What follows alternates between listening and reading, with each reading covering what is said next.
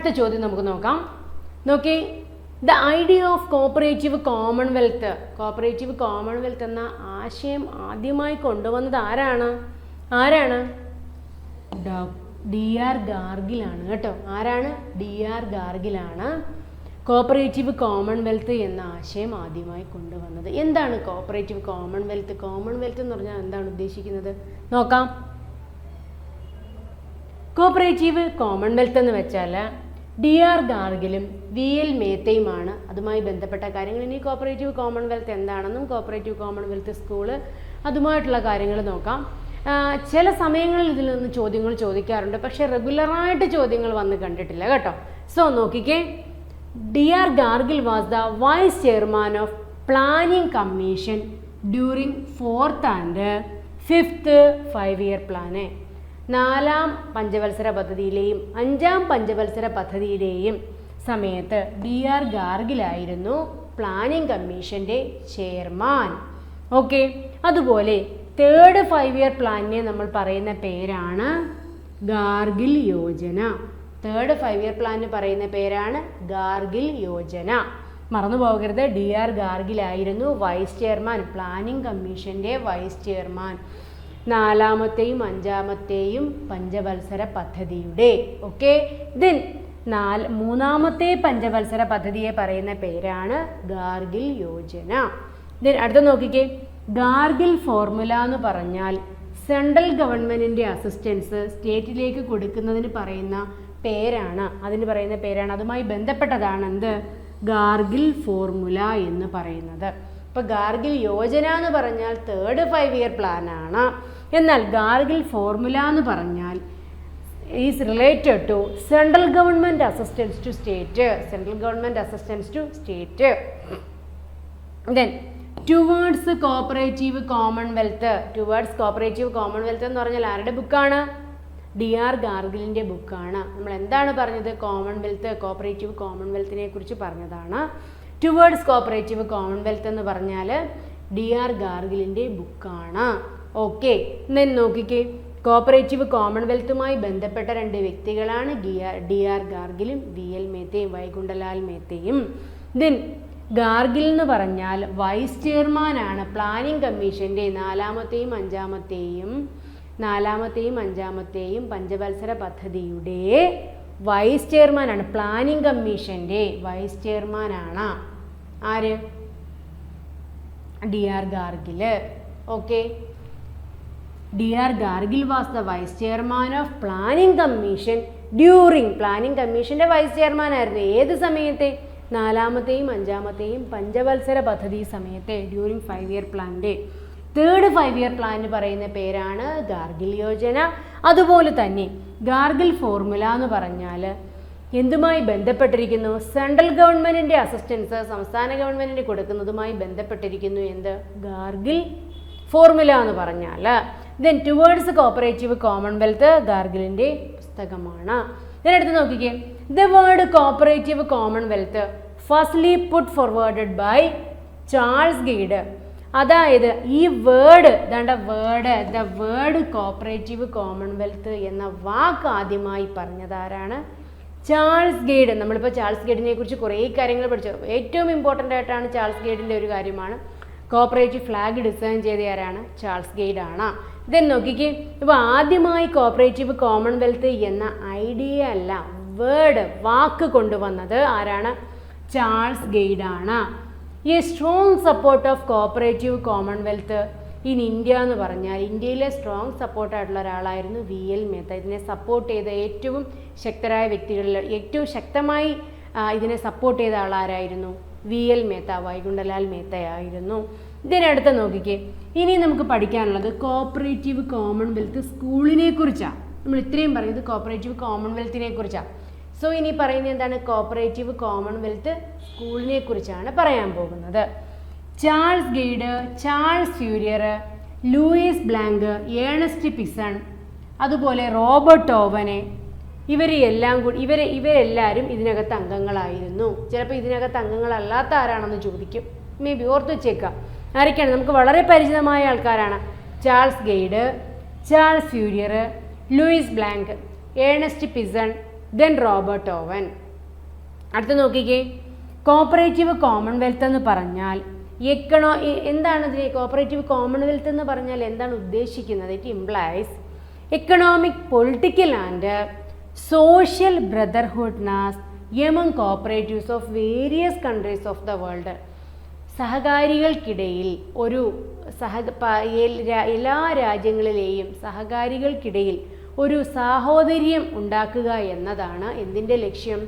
Cooperative കോമൺവെൽത്തിൻ്റെ ലക്ഷ്യം എന്ന് പറയുന്നത്. ഇങ്ങനെയാണ് എക്കണോമിക്, പൊളിറ്റിക്കൽ ആൻഡ് സോഷ്യൽ ബ്രദർഹുഡ്നെസ്, രാഷ്ട്രീയപരമായും സാമ്പത്തികപരമായും സാമൂഹികപരമായും ഒരു സാഹോദര്യം ഉറപ്പാക്കുക അല്ലെങ്കിൽ ഉണ്ടാക്കുക എന്നതാണ് എന്താണ് ഈ ലോകത്തിലെ പല രാജ്യങ്ങൾക്കിടയിലും ഒരു സാഹോദര്യം ഉണ്ടാക്കുക എന്നതാണ് കോപ്പറേറ്റീവ് കോമൺവെൽത്ത് കൊണ്ട് ഉദ്ദേശിക്കുന്നത്. ഓക്കെ ആണോ? ഇതിനടുത്തത് economy is based on self help and mutual help. നമുക്കറിയാം സഹകരണ പ്രസ്ഥാനങ്ങളുടെ നട്ടെല്ല് തന്നെ എന്താണ്? Self help and mutual help എന്ന് പറയുന്നതാണ്. പരസ്പര സഹായവും സ്വയം സഹായം, പരസ്പരം നമ്മൾ ആ ഒരു കോപ്പറേറ്റീവ് സൊസൈറ്റിയിൽ നമ്മൾ എങ്ങനെയാണ് അംഗമാകുന്നത്? ആരെങ്കിലും നിർബന്ധിച്ചിട്ടാണോ? അല്ല, സ്വമേധയാ അംഗമാവുന്നതാണല്ലേ. സോ പരസ്പരം സഹായിക്കാമെന്നും ഒരാൾക്ക് താങ്ങാവാം എന്നുള്ള ലക്ഷ്യത്തോടു കൂടിയാണ് കോപ്പറേറ്റീവ് സൊസൈറ്റികളിൽ എല്ലാവരും മെമ്പർ ആകുന്നത്, അല്ലാതെ ലാഭം കൊയ്യാൻ വേണ്ടിയിട്ടൊന്നുമല്ല. So self help and mutual ഹെൽപ്പാണ്. Economy is based on self help and mutual help. അതുപോലെ a state economy where the means of production and distribution are owned by the cooperative societies on cooperative basis. Cooperative ബേസിസിലായിരിക്കും എല്ലാ കാര്യങ്ങളും ചെയ്യുന്നത്. എങ്ങനെയാണ്? പ്രൊഡക്ഷനും വേറെ ഒരു സംസ്ഥാനത്തിൻ്റെ എക്കോണമി എന്ന് പറഞ്ഞാൽ state economy where the means of production and distribution are എന്താണ്? owned and production and distribution and owned by the cooperative societies on cooperative basis. അതുപോലെ ഇതെന്ന് പറഞ്ഞാൽ പലപ്പോഴും നമുക്ക് എന്താ പറയുക, ഈ പല സഹകരണ പ്രസ്ഥാനങ്ങൾ ആദ്യം വിജയിക്കാതിരിക്കാനുള്ള ഒരു മെയിൻ കാരണം എന്ന് പറഞ്ഞു കഴിഞ്ഞാൽ നല്ല ഐഡിയാസാണ്. പക്ഷെ എന്ത് ചെയ്യാൻ പറ്റും? നമുക്ക് പറയാൻ വളരെ എളുപ്പമാണ്, പക്ഷെ പ്രാക്ടിക്കലാക്കാൻ വളരെ പാടാണ് അല്ലേ. സോ അതിന് പറയുന്ന പേരാണ് ഉട്ടോപ്യൻ ഐഡിയ എന്ന് പറയും. ഉട്ടോപ്യൻ സോഷ്യലിസ്റ്റ് എന്ന് പറയുന്ന ആരെയാണ്? റോബർട്ട് ഓവനെയാണ് അല്ലേ ഉട്ടോപ്യൻ സോഷ്യലിസ്റ്റ് എന്ന് പറയല്ലേ പറയുന്നത്. സോ നോക്കിക്കേ മക്കളെ, ദെൻ ഉട്ടോപ്യൻ എന്ന് വെച്ചാൽ സ്ട്രോങ്ലി ഇൻട്രസ്റ്റഡ് ഇൻ ബ്രിട്ടീഷ് ആണ്. പക്ഷേ ഇത് ഉട്ടോപ്യൻ ഐഡിയ ആണ് എന്ന് വെച്ചാൽ ഇംപ്രാക്ടിക്കലാണ്. പ്രാക്ടിക്കലി നമുക്ക് ചെയ്യാൻ പറ്റില്ല ഇതൊന്നും. സോ എന്ന് വെച്ചാൽ ഒരിക്കലും ഒരു സഹകരണ പ്രസ്ഥാനങ്ങളൊന്നും അന്നത്തെ കാലത്ത്, ഇപ്പോഴെന്ന് പറഞ്ഞു കഴിഞ്ഞാൽ സഹകരണ മേഖലയിൽ വലിയ പ്രസ്ഥാനങ്ങളുണ്ട്, വലിയ ബിസിനസ് സ്ഥാപനങ്ങളുണ്ട് സഹകരണ മേഖലകളിൽ തന്നെ. അതിന് ഏറ്റവും വലിയ ഉദാഹരണമാണ് Uralungal labour contract cooperative society. ICAയിൽ മെമ്പർഷിപ്പ് കിട്ടി. ഇപ്പം നമ്മുടെ NS ഹോസ്പിറ്റലിനും ICA മെമ്പർഷിപ്പ് കൊടുത്തു. ഓക്കെ, ദെൻ അവിടെ നിൽക്കട്ടെ. Then big financial institutions cannot be organised on cooperative lines. കോപ്പറേറ്റീവിൻ്റെ ഐഡിയ വെച്ചിട്ട് വലിയ സ്ഥാപനങ്ങൾ നമുക്ക് കെട്ടി ഉയർത്താനായിട്ട് പറ്റില്ല. അതുപോലെ തന്നെ എന്താ കാരണം? ഇതിനൊക്കെ എന്ന് പറഞ്ഞു കഴിഞ്ഞാൽ വലിയൊരു ക്യാപിറ്റൽ ആവശ്യമാണ്. കാര്യം കോപ്പറേറ്റീവ് സൊസൈറ്റിയിൽ മെമ്പേഴ്സ് ആകുന്നത് സാധാരണക്കാരായ ജനങ്ങളല്ലേ. അവിടെ നിന്നല്ലേ നമ്മൾ ക്യാപിറ്റൽ കോൺട്രിബ്യൂട്ട് ചെയ്യുന്നത്. പിന്നെ സർക്കാരിൻ്റെ ഭാഗത്തുനിന്ന് കുറച്ച് ഫണ്ട് കിട്ടും, state aid to cooperative societies എന്ന് പറഞ്ഞു. ഇതിനൊക്കെ എന്നാലും വലിയൊരു ഫണ്ട് ഒപ്പിക്കാൻ പറ്റത്തില്ല. അതുകൊണ്ട് തന്നെ ഇതെല്ലാം തന്നെ ഒരു ഉട്ടോപ്യൻ ഐഡിയ എന്നാണ് പറഞ്ഞത്. സോ അതുപോലെ തന്നെ എന്താണ് പിന്നെ അതുപോലെ തന്നെ ICA എന്ന് പറഞ്ഞാൽ അറിയാലോ, international cooperative alliance. Okay, then അതുപോലെ നോക്കിക്കേ, ഇനി നമ്മൾ ഈ കോപ്പറേറ്റീവ് കോമൺവെൽത്തുമായി ബന്ധപ്പെട്ട കുറച്ച് കാര്യങ്ങളൊന്നും കൂടി നോക്കേ. ടുവേർഡ്സ് കോപ്പറേറ്റീവ് കോമൺവെൽത്ത് എന്ന് പറഞ്ഞാൽ DR ഗാർഗിലിൻ്റെ ബുക്കാണ് towards cooperative Commonwealth. Then law and principles of cooperation നമ്മൾ തൊട്ട് മുമ്പ് പഠിച്ചതാണ്. അതായത് നമ്മൾ ബുക്സ് പഠിച്ച സമയത്ത് നമ്മൾ പഠിച്ചിട്ടുണ്ട്. Law and principle of cooperation എന്ന് പറഞ്ഞാൽ H. കാൾവേർട്ടിൻ്റെ. ദെൻ കോപ്പറേറ്റീവ് റിപ്പബ്ലിക് ഏണസ്റ്റ് പിസൻ്റെയാണ്. ദെൻ അതുപോലെ തന്നെ മോഡേൺ കോപ്പറേറ്റീവ് തിയറി ജെയിംസ് ലിയോനാർഡിൻ്റെ ബുക്കാണ്. എന്താണ്? Modern cooperative theory and practice of cooperative. ആരുടെ പുസ്തകമാണ്? കുൽക്കർണി, KP കുൽക്കർണിയുടെ പുസ്തകമാണ്. ദെൻ നോക്കിക്കേ, മോഡേൺ കോപ്പറേറ്റീവ് തിയറി ജെയിംസ് ലിയോനാർഡിൻ്റെ ബുക്കാണ്. ദെൻ അടുത്തത് കോപ്പറേറ്റീവ് ഡെമോക്രസി വാർബേസ്. നമ്മൾ evolution may substitute cooperative democracy for the state. ആരാണ് പറഞ്ഞത്? JP വാർബേസ് പറഞ്ഞതാണ്. എന്താണ്? Evolution may substitute cooperative democracy for the state എന്ന് പറഞ്ഞത് JP വാർബേസ് ആണ്. അതുപോലെ തന്നെ ഇൻ ഹിസ് ബുക്ക് ഏതിനകത്താണ് പറഞ്ഞത്? കോപ്പറേറ്റീവ് ഡെമോക്രസി എന്ന ബുക്കിൽ അദ്ദേഹം പറഞ്ഞതാണ് എന്ത്? Evolution may substitute cooperative democracy for the state എന്ന് പറഞ്ഞത്. ഓക്കെ, ഇതിനടുത്തത് ഇനി നോക്കിക്കേ, സ്കൂൾ ഓഫ് കോപ്പറേറ്റീവ് തോട്ട്. നമ്മൾ നേരത്തെ പറഞ്ഞത് കോപ്പറേറ്റീവ് സ്കൂളിനെ കുറിച്ചാണ്. അതിനകത്ത് ആരൊക്കെയായിരുന്നു മെമ്പേഴ്സ് എന്നൊക്കെ പറഞ്ഞു. ഓക്കെ, ഇത് നോക്കിക്കേ, സ്കൂൾ ഓഫ് കോപ്പറേറ്റീവ് തോട്ട്. നോക്കിക്കേ, കോപ്പറേറ്റീവ് എൻ്റർപ്രൈസ് സ്കൂള്. ഇത് വളരെ ഇമ്പോർട്ടൻ്റ് ആണ്. ഇതിനകത്ത് ചോദ്യങ്ങൾ പലപ്പോഴും വന്നിട്ടുണ്ട്. എന്താണ് കോപ്പറേറ്റീവ് എൻ്റർപ്രൈസ് സ്കൂൾ എന്ന് പറഞ്ഞാൽ? Cooperatives are independent economic units organised and run by its members for providing goods and services on cost ബേസിസിൽ ഗുഡ്സ് ആൻഡ് സർവീസസ് കൺസ്യൂമർ കോപ്പറേറ്റീവ്സിലേക്ക് എത്തിക്കുന്നു. എങ്ങനെയാണ് കോപ്പറേറ്റീവ് എൻ്റർപ്രൈസ് സ്കൂൾ ഉദ്ദേശിക്കുന്നത്? കോപ്പറേറ്റീവ്സ് എന്ന് പറഞ്ഞാൽ ഇൻഡിപെൻഡൻറ്റ് എക്കണോമിക് യൂണിറ്റ് ആണ്. അത് ഓർഗനൈസ് ചെയ്യുന്നതും റൺ ചെയ്യുന്നതും ആരാണ്? ഇറ്റ്സ് മെമ്പേഴ്സ് തന്നെയാണ്. For providing goods and services cost ബേസിസിലാണ് ഗുഡ്സ് ആൻഡ് സർവീസസ് പ്രൊവൈഡ് ചെയ്യുന്നത്. അതുപോലെ this school is derived from Raiffeisen, Schulze and Horace Plunkett. ഈ ഐഡിയ വന്നത് കോപ്പറേറ്റീവ് എൻ്റർപ്രൈസ് സ്കൂൾ എന്ന ഐഡിയ വന്നത് ഇവിടെ നിന്നാണെന്നറിയാമോ? ഈ സ്കൂളിനെ ഡിറൈവ് ചെയ്തിരിക്കുന്നത് ഫ്രം റേഫിസൺ മോഡൽ, റേഫിസൻ്റെയും ഷൂൾസിൻ്റെയും ഹൊറൈസ് പ്ലങ്കറ്റിൻ്റെയും മോഡലിൽ നിന്നാണ് നമുക്കിത് കിട്ടിയിരിക്കുന്നത്. അതുപോലെ തന്നെ cooperative commonwealth school not for improving economic position of members. അതായത് ഈ കോപ്പറേറ്റീവ് കോമൺവെൽത്ത് സ്കൂൾ കൊണ്ട് ഉദ്ദേശിക്കുന്നത് ഒരിക്കലും മെമ്പേഴ്സിൻ്റെ സാമ്പത്തിക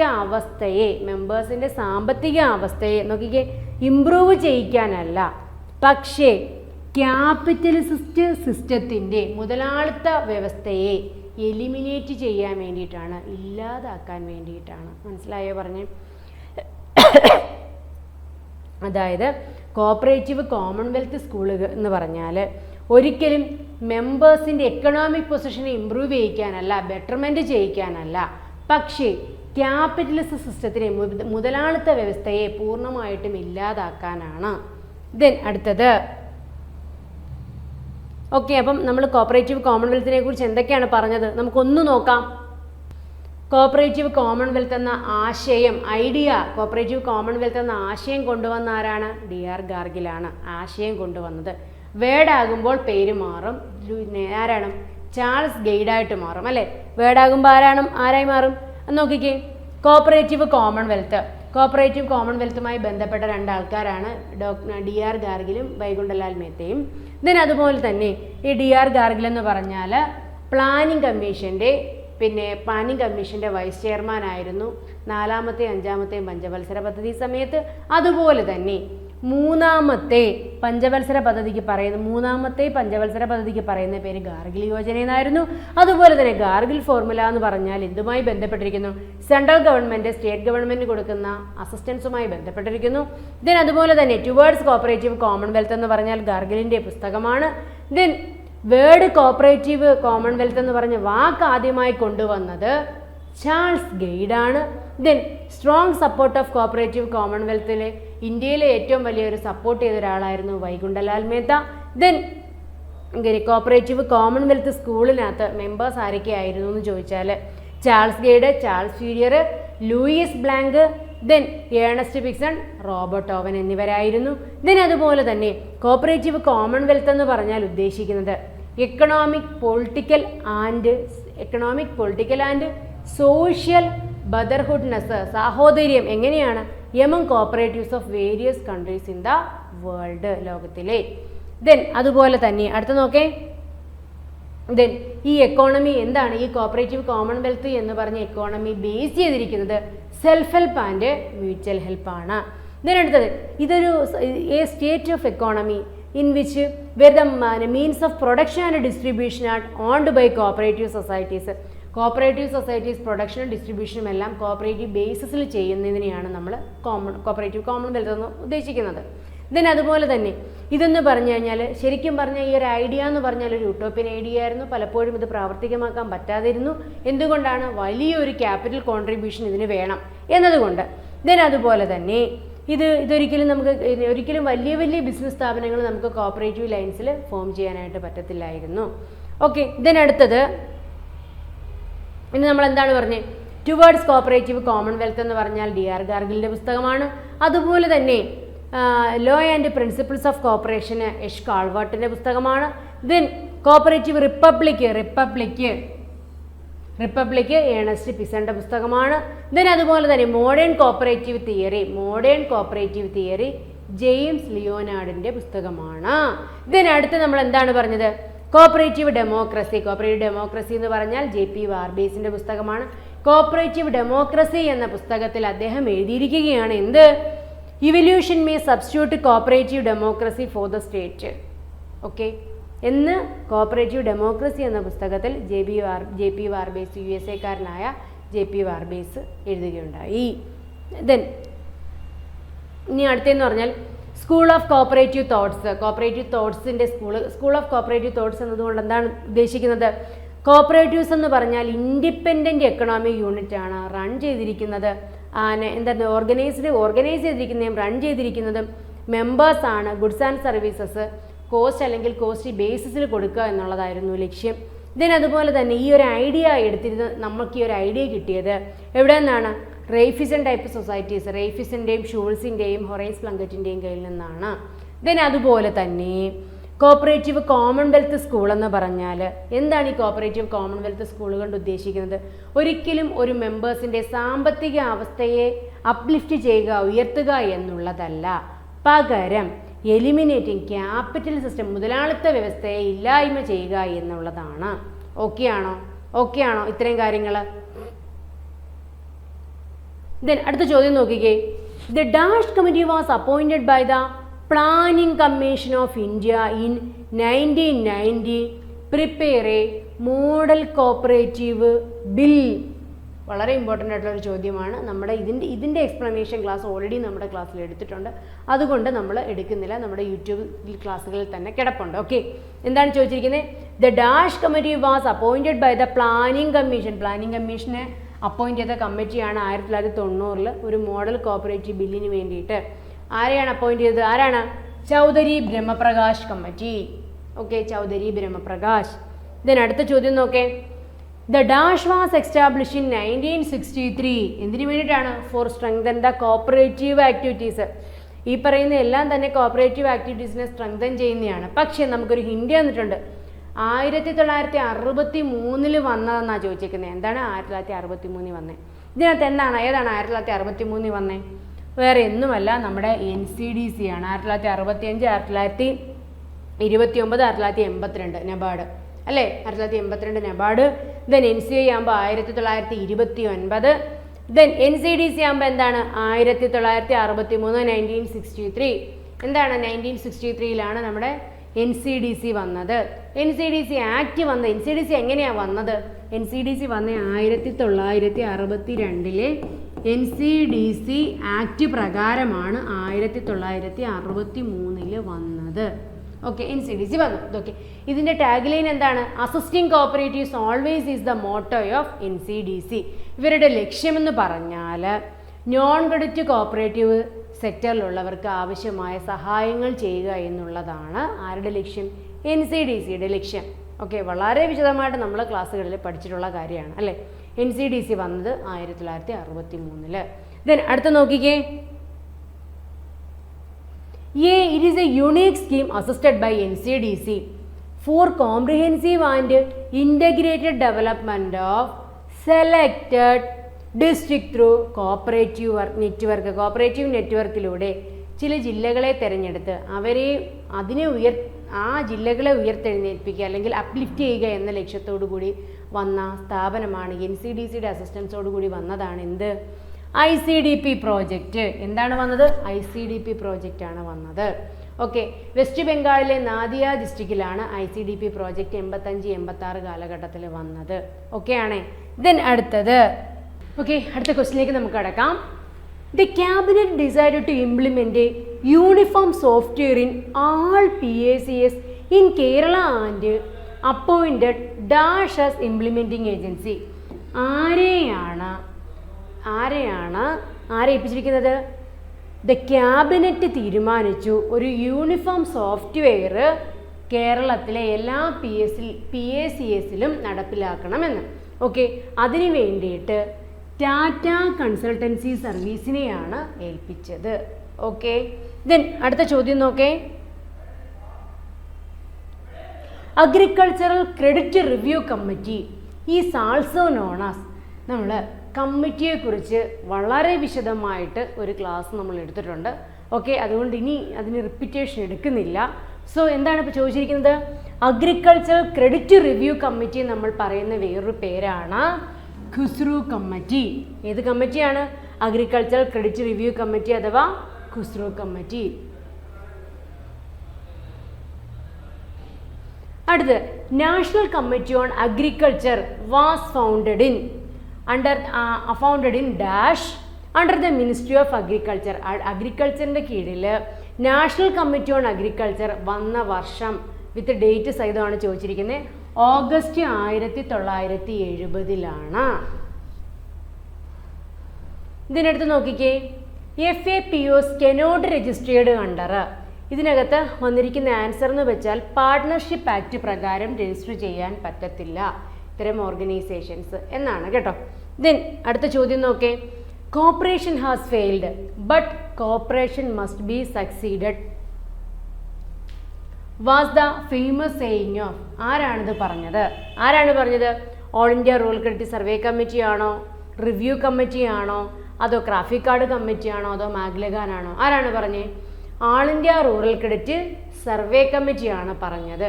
1951 വരികയും 54 റിപ്പോർട്ട് സബ്മിറ്റ് ചെയ്യുകയും ചെയ്ത ആൾ ഇന്ത്യ റൂറൽ ക്രെഡിറ്റ് സർവേ കമ്മിറ്റിയാണ് പറഞ്ഞത് എന്ത്? Corporation has failed but cooperation must succeeded എന്ന് പറഞ്ഞത്.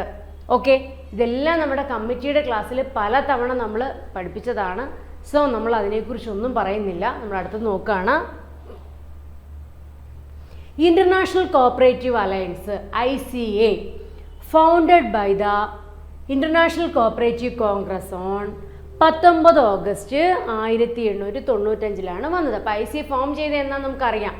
ഓഗസ്റ്റ് 19, 1895. എന്നാൽ ചോദിച്ചിരിക്കുന്ന ചോദ്യം എന്താണ്? ഇന്റർനാഷണൽ കോഓപ്പറേറ്റീവ് ഫൗണ്ട് ചെയ്തത് കോഓപ്പറേറ്റീവ് കോൺഗ്രസ് എവിടെ വെച്ചിട്ടായിരുന്നു എന്നുള്ളതാണ്. എവിടെ വെച്ചാണ്? ലണ്ടനിൽ വെച്ചിട്ടായിരുന്നു. എവിടെ വെച്ചായിരുന്നു? ലണ്ടനിൽ വെച്ചിട്ടായിരുന്നു. അപ്പം എപ്പോഴും നമ്മുടെ ഒരു സഹകരണ വിദ്യാർത്ഥി സഹകരണ എക്സാമിനേഷൻ ബോർഡിലെ ആയിക്കോട്ടെ, അല്ലെങ്കിൽ അതുമായി ബന്ധപ്പെട്ട PSC എക്സാമിനായാലും ICAയുമായി ബന്ധപ്പെട്ട ചോദ്യങ്ങൾ നിരന്തരം കാണാറുണ്ട് അല്ലേ? ICA കോഓപ്പറേറ്റീവ് പ്രിൻസിപ്പിൾസ് വിട്ടൊരു പരിപാടിയില്ല. കാര്യം അത്രത്തോളം ഇമ്പോർട്ടൻ്റ് ആയിട്ടുള്ളൊരു ടോപ്പിക്കാണ്. നമുക്ക് ICAയെക്കുറിച്ച് ഡീറ്റെയിൽ ആയിട്ട് നോക്കാം. നോക്കിയേ, ഇന്റർനാഷണൽ കോഓപ്പറേറ്റീവ് അലയൻസ് എന്നാണ് വന്നത്? 19 ഓഗസ്റ്റ് 1895 വന്നത്. ഇതെങ്ങനെയാണ് വന്നത്? ഇവിടെ ഉണ്ടായ മാറ്റങ്ങൾ എന്തെല്ലാമാണ് ഒന്ന് നോക്കേ. Then unite, represent and serve ആണ്. And serve is the motto of ICA. ICAയുടെ മോട്ടോ എന്താണ്? Unite, represent and serve is the motto of ICA. ICAയുടെ മോട്ടോയാണിത്. അതുപോലെ തന്നെ 1 in every 6 people in the planet are a cooperator. ഇതൊക്കെയെന്ന് പറഞ്ഞു കഴിഞ്ഞാൽ അവരുടെ തീംസാണ്. ഇത് ഇൻ്റർനാഷണൽ കോഓപ്പറേറ്റീവ് അലയൻസ് എന്ന് വെച്ച് കഴിഞ്ഞാൽ ലോകത്തിലെ തന്നെ കോഓപ്പറേറ്റീവ് എഡ്യൂക്കേഷൻ്റെ, നമ്മുടെ ഇന്ത്യയിലെ തന്നെ എഡ്യൂക്കേഷൻ ആൻഡ് പ്രൊപ്പഗണ്ട എല്ലാ കാര്യങ്ങളും നോക്കുന്ന ആരാണ്? NCI ആണ്. എന്നതുപോലെ ലോകത്തിലെ ഇൻ്റർനാഷണൽ ലെവലിലെ സ്ഥാപനമാണ് അത് ICA എന്ന് പറയുന്നത്. ഓക്കെ, അതായത് 2 billion member cooperators, 3 million cooperatives ഒക്കെ എവിടെ മെമ്പേഴ്സാണ്? ICAയിൽ മെമ്പേഴ്സാണ്. It is the world wide federation of cooperative organisations. ഞാൻ തൊട്ട് മുമ്പ് പറഞ്ഞില്ലേ, വേൾഡ് വൈഡ് ഓർഗനൈസേഷൻ കോപ്പറേഷനിലെ വേൾഡ് ലോകത്തിൽ മൊത്തമുള്ള എല്ലാ കോപ്പറേഷൻസിലെയും ആളുകൾ എവിടെ അംഗമാണ്? ICAയിൽ മെമ്പറാണ്. Then ICA is the custodian of cooperative values and principles. Cooperative വാല്യൂസിൻ്റെയും പ്രിൻസിപ്പിൾസിൻ്റെയും കസ്റ്റോഡിയനാണ് ICA എന്ന് പറയുന്നത്. ഓക്കെ, ദെൻ അതുപോലെ തന്നെ the first meeting for think about the international body for cooperative sector was held at London in 1892. ആദ്യമായിട്ട് international ലെവലിൽ ഒരു സ്ഥാപനം വേണമെന്ന് ആലോചിച്ച മീറ്റിംഗ് എന്നായിരുന്നു the meeting to think about the international body for cooperative sector was held at ലണ്ടനിലാണ്. First വന്നത് ലണ്ടനിലാണ്, 1892. ഓക്കെ, ഇപ്പം നമ്മൾ പറഞ്ഞ എന്താണ്, ICA കുറിച്ചാണ് പറഞ്ഞത്. എന്തായിരുന്നു വന്ന ICA വന്ന വർഷം എന്നാണ്? 1895 ഓഗസ്റ്റ് 19 മോട്ടോ എന്താണ്? യുണൈറ്റ്, റെപ്രസെൻറ്റ് ആൻഡ് സെർവ് എന്നാണ് ഇതിൻ്റെ മോട്ടോ. ഓക്കെ, ഇത്രയും കാര്യങ്ങളാണ്. ദെൻ അടുത്ത നോക്കേ, first ICA Congress was held at London in 19 August 1895. നമ്മളുടെ അടുത്ത് ചോദിച്ച ചോദ്യം, ആദ്യത്തെ കോപ്പറേറ്റീവ് കോൺഗ്രസ് എവിടെ വെച്ചായിരുന്നു? ലണ്ടനിൽ വെച്ചായിരുന്നു. Then it is the oldest non governmental organisation founded in London. അതായത് ഏറ്റവും ഓൾഡസ്റ്റ് ആയിട്ടുള്ള നോൺ ഗവൺമെൻറ്റൽ ഓർഗനൈസേഷനാണ്. അതുപോലെ തന്നെ ഫസ്റ്റ് ICA കോൺഗ്രസ് ഹെൽഡ് ചെയ്തത് ലണ്ടനാണ്, മറന്നു പോകരുത്. ഫസ്റ്റിന് നമ്മൾ എല്ലും ഫസ്റ്റും കൂടി കണക്ട് ചെയ്ത് പഠിക്കുക. എല്ലാം നമ്മൾ ഇങ്ങനെ എഴുതും, ചാപ്റ്ററിൽ ഇങ്ങനെ എഴുതും. ഓക്കെ, തൽക്കാലം നിങ്ങൾ ഇങ്ങനെ എല്ല് പഠിച്ചാൽ മതി. So first ICA congress held ചെയ്തത് ലണ്ടനിലാണ്, 19 ഓഗസ്റ്റ് 1895. ഇതിനടുത്ത് നോക്കിക്കേ, it is the second largest organisation in the world after യുഎന്നിന് ശേഷം, യുണൈറ്റഡ് നേഷൻസ് ഓർഗനൈസേഷൻസിന് ശേഷം, UN ശേഷം വന്ന ഏറ്റവും വലിയ രണ്ടാമത്തെ ഓർഗനൈസേഷനാണ് എന്തെന്ന് പറയുന്നത്? ICA എന്ന് പറയുന്നത്. ഓക്കെ, ഇതിനടുത്തത് ICAക്ക് 317 മെമ്പേഴ്സ് ഉണ്ട്. 110 രാജ്യങ്ങളിൽ നിന്നായി 317 മെമ്പേഴ്സ് എവിടെ അംഗമാണ്? ICAയിൽ അംഗമാണ്. Then it celebrate 125 years anniversary in 2020.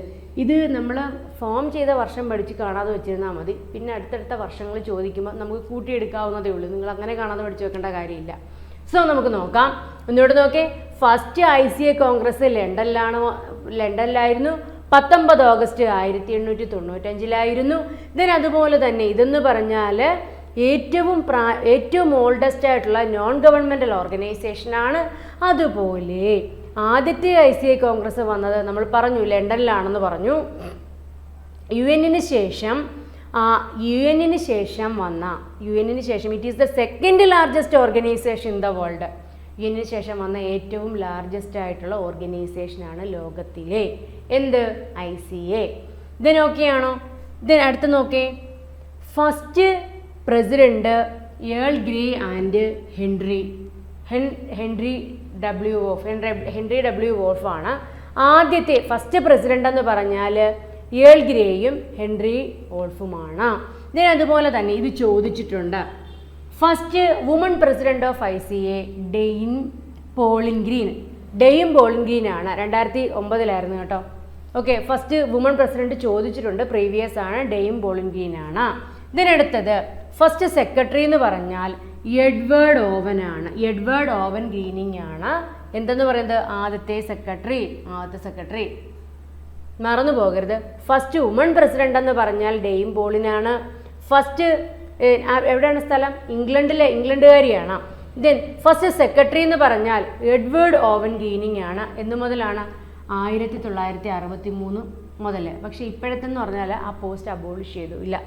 Then and now known as the director general. ഇപ്പോൾ അതിന് പറയുന്ന പേരെന്ന് പറഞ്ഞു കഴിഞ്ഞാൽ ഡയറക്ടർ ജനറൽ എന്നാണ്. എന്തെന്നാണ് പറയുന്നത്? ഡയറക്ടർ ജനറൽ എന്നാണ് അതിന് പറയുന്നത്. ഓക്കെ, ഇതിനടുത്ത് നോക്കിക്കേ, first ICA executive member from India എന്ന് പറഞ്ഞാൽ രാംദാസ് പന്തലു ആണ്. ഇത് പ്രീവിയസ് ആണ്, ചോദിച്ചിട്ടുണ്ട്, രാംദാസ് പന്തലു. ഓക്കെ, ഇപ്പം first ICA executive member from India എന്ന് പറഞ്ഞാൽ രാംദാസ് പന്തലു. ആരാണ്? രാംദാസ് പന്തലു. ഇതിനടുത്തത് the Uralungal labour contract cooperative society is the first primary society in India got membership in ICA. ICAയിൽ മെമ്പർഷിപ്പ് കിട്ടിയ ഇന്ത്യയിലെ ആദ്യത്തെ പ്രൈമറി സൊസൈറ്റി എന്ന് പറഞ്ഞാൽ ഊരാളുങ്കൽ ലേബർ കോൺട്രാക്റ്റ് കോപ്പറേറ്റീവ് സൊസൈറ്റിയാണ്. ഓക്കെ, ഇതിനപ്പോൾ നമ്മൾ എന്താണ് പറഞ്ഞത്? ഫസ്റ്റ് പ്രസിഡന്റ് ഏൽഗ്രേയും ഹെൻറി വോൾഫും ആയിരുന്നു. അതുപോലെ തന്നെ നമ്മുടെ വുമൺ പ്രസിഡന്റ്, ICAയുടെ വുമൺ പ്രസിഡന്റ് എന്ന് പറഞ്ഞാൽ ഡെയും പോലിൻഗീൻ ആയിരുന്നു. ഓക്കെ, അതുപോലെ തന്നെ ഫസ്റ്റ് സെക്രട്ടറി ആരായിരുന്നു? എഡ്വേർഡ് ഓവൻ ഗീനിങ് ആയിരുന്നു ഫസ്റ്റ് സെക്രട്ടറി.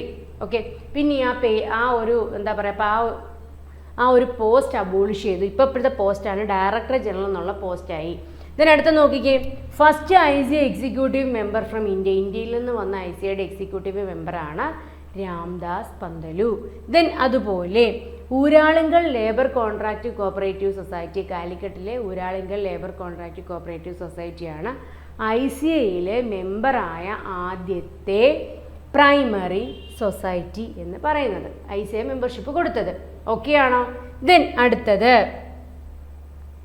ICAയുടെ head quarters. വളരെ ഇനിയിപ്പോൾ നമ്മൾ പറഞ്ഞതിനേക്കാട്ടിലും ഇമ്പോർട്ടൻ്റ് ആയിട്ടുള്ള കാര്യങ്ങളാണ് ഇനി പറയാൻ പോകുന്നത്. നോക്കേ, ICAയുടെ ഹെഡ് ക്വാർട്ടേഴ്സ് 1982 വരെ. എന്നാ ഇത് സ്റ്റാർട്ട് ചെയ്തത്? 1895 സ്റ്റാർട്ട് ചെയ്തത്. ലണ്ടനിൽ വെച്ചിട്ട് 1892 ഒരു മീറ്റിംഗ് നടന്നു. അതിനുശേഷമാണ് 1895 ഓഗസ്റ്റ് 19 ICA ഫോം ചെയ്തത്. അങ്ങനെയല്ലേ നമ്മൾ പഠിച്ചത്? ഇതിനടുത്ത് നോക്കിക്കേ, അത് കഴിഞ്ഞ് 1982 വരെ ഹെഡ് ക്വാർട്ടേഴ്സ് എവിടെയായിരുന്നു? ഇംഗ്ലണ്ടിലെ ലണ്ടനിലായിരുന്നു. എന്ന് വരെ? 1982 വരെ. എന്നിട്ട് 82 ഹെഡ് ക്വാർട്ടേഴ്സിനെ എങ്ങോട്ട് ഷിഫ്റ്റ് ചെയ്തു? ജനീവയിലേക്ക്, സ്വിറ്റ്സർലൻഡിലെ ജനീവയിലേക്ക് ഹെഡ് ക്വാർട്ടേഴ്സ് മാറി. എന്ന് മാറി? 1982 മാറി. ഹെഡ് ക്വാർട്ടേഴ്സ് മാറി, ജനീവയിലേക്ക് മാറി, സ്വിറ്റ്സർലൻഡിലെ ജനീവയിലേക്ക് മാറി. അതിനുശേഷം 2013 ഹെഡ് ക്വാർട്ടേഴ്സ് അറ്റ് ജനീവ വീണ്ടും ഷിഫ്റ്റ് ചെയ്തിട്ട് എങ്ങോട്ട് മാറ്റി? ബെൽജിയത്തിലെ ബ്രസൽസിലേക്ക് മാറ്റി. ഇതിനകത്ത് ഒരു കാര്യം ഓർത്ത് വെച്ചേക്കുക. ആദ്യം നമ്മൾ ലണ്ടനിലായിരുന്നു, നിങ്ങൾക്കറിയാം. ഫസ്റ്റ് ലണ്ടൻ ഓർത്ത് വയ്ക്കുക, അറിയാം. രണ്ടാമത് എവിടെയൊക്കെ നമ്മൾ മാറ്റിയത്? സ്വിറ്റ്സർലൻഡിലെ ജനീവയിലേക്കായിരുന്നു മാറ്റി. ഇനി മൂന്നാമത് എന്നാ മാറ്റിയേ? 2013 മൂന്നാമത് മാറ്റി. എന്ന് മാറ്റി? 2013 മാറ്റി. അങ്ങനെയല്ലേ നമ്മൾ പഠിച്ചു? 2013 മാറ്റി. എവിടേക്ക് മാറ്റി? ബെൽജിയത്തിലെ ബ്രസൽസിലേക്ക് മാറ്റി. 2013 നമ്മൾ എങ്ങനെ എഴുതുന്നത്? 2013 ഇങ്ങനെ എഴുതുമ്പോൾ നമ്മൾ ബി എന്നാവത്തില്ലേ? ഇങ്ങനെ എഴുതുമ്പോൾ ഈ 2013 ബി ആയില്ലേ? അപ്പോൾ എങ്ങനെയാണ് എവിടോട്ട് മാറ്റി? ഇങ്ങനെ ഓർത്ത് വെച്ചേക്കുക, ബെൽജിയത്തിലെ ബ്രസൽസ്, ബെൽജിയം. ഓക്കെ അല്ലേ? ഇത് നിങ്ങൾ ഓർത്തിരിക്കുമല്ലോ. അപ്പോൾ ആദ്യം നമുക്കറിയാം എല്ലാണെന്നറിയാം. രണ്ടാമത്തെ സ്വിറ്റ്സർലൻഡിലെ ജനീവ. മൂന്നാമത് 2013 ഹെഡ് ക്വാർട്ടേഴ്സ് ബെൽജിയത്തിലെ ബ്രസൽസിലേക്ക് മാറ്റി. നമ്മൾ ഇങ്ങനെ ഓർത്ത് വെച്ചേക്കുക. 13 നമ്മൾ ഇങ്ങനെ എഴുതുക. അതിന് നമ്മളിങ്ങനെ ഒരുമിപ്പിച്ചാൽ മതി, കിട്ടി നമുക്ക്. ഓക്കെ, അത് ഓർത്തിരിക്കുക കേട്ടോ. ഇതിനടുത്ത് നോക്കിക്കേ, യുനെസ്കോ പാരീസ്, അതുപോലെ തന്നെ ILO ജനീവ, FAO റോം, ഇവിടെയൊക്കെ ഹെഡ് ക്വാർട്ടേഴ്സ് ആണ്. വേൾഡ് കോപ്പറേറ്റീവ് മോണിറ്റർ ആണ്. Is the world first biggest data project related to cooperation. അതായത് വേൾഡ് കോപ്പറേറ്റീവ് മോണിറ്റർ എന്ന് പറഞ്ഞാൽ എന്താണ്? It is the world first biggest data project, കോപ്പറേഷനുമായി ബന്ധപ്പെട്ട ആദ്യത്തെ ഡേറ്റ പ്രോജക്റ്റ് ആണ്. ICA ഗ്ലോബൽ 300 എന്ന് പറഞ്ഞാൽ എന്താണ്? ICA ഗ്ലോബൽ 300 2006 പബ്ലിഷ് ചെയ്തു. ലോകത്തിലെ ഏറ്റവും വലിയ കോപ്പറേറ്റീവ് ഇൻഡെക്സ് ആണ്. എന്തെന്ന് പറയുന്നത്? ICA ഗ്ലോബൽ 300 പബ്ലിഷ് ചെയ്തത് 2006. ഓക്കെ, അടുത്തത് കോപ്പറേറ്റീവ് ട്രേഡ് ഡയറക്ടറി. നമ്മൾ നേരത്തെ പഠിച്ചായിരുന്നു. പബ്ലിക്കേഷൻസ് പഠിച്ച സമയത്ത് നമ്മൾ പഠിച്ചു കോപ്പറേറ്റീവ് ട്രേഡ് ഡയറക്ടറി. പിന്നെ അതുപോലെ തന്നെ പിന്നെന്തായിരുന്നു നമ്മൾ പഠിച്ചത്? ICA bulletin. ICA ബുള്ളറ്റിൻ എന്ന് പറഞ്ഞാൽ എന്താണ്? ക്വാർട്ടർലി പബ്ലിക്കേഷനാണ്. കോപ്പറേറ്റീവ് ട്രേഡ് ഡയറക്ടറി എന്ന് പറഞ്ഞു കഴിഞ്ഞാൽ ICAയുടെ പബ്ലിക്കേഷനാണ്. Then ICA Bulletin, quarterly publication of ICA. Then Cooperative Insider. ഈ digest of I C A ആണ്. ഈ digest of I C A എന്ന് പറഞ്ഞു കഴിഞ്ഞാൽ ഏതാണ്? Cooperative insider. Cooperative insider. Publication എന്ന് പറയുമ്പോൾ കോപ്പറേറ്റീവ് ട്രേഡ് ഡയറക്ടറി ആണ് പബ്ലിക്കേഷൻ, ഐ സി എയുടെ പബ്ലിക്കേഷൻ. ദെൻ അടുത്ത നോക്കിക്കേ, ദെൻ കോപ്പറേറ്റീവ് ഇൻസൈഡർ പറഞ്ഞു. Now Bruno റോലൻസ് is the director of I C A.